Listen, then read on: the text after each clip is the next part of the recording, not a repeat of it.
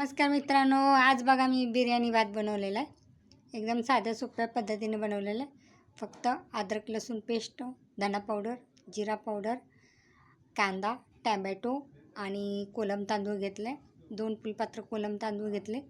त्याला 4 फुलपात्र गरम पाणी टाकलेलं आहे. शिवाय चिकन पाव किलो घेतलेले. आणखीन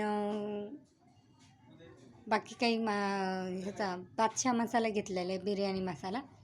तर बघा मी कशा पद्धतीने बनवलं आहे. एकदम साध्या सोप्या पद्धतीने एकच नंबर बिर्याणी भात बनलेला आहे.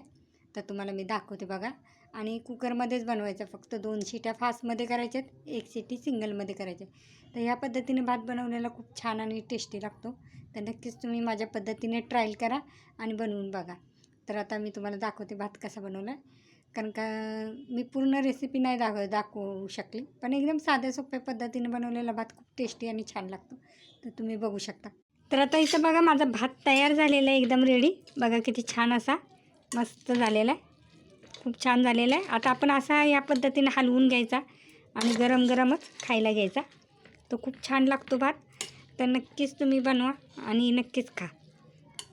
आता मी याला कोथिंबीर वगैरे सगळंच टाकलेलं होतं आणि मीठ तिखट आपल्या याने बघायचं असतं किती पद्धतीने, मगच झाकण लावायचं असतं. तर नक्कीच खा आणि नक्कीच लाईक करा, शेअर करा, सबस्क्राईब करा. धन्यवाद.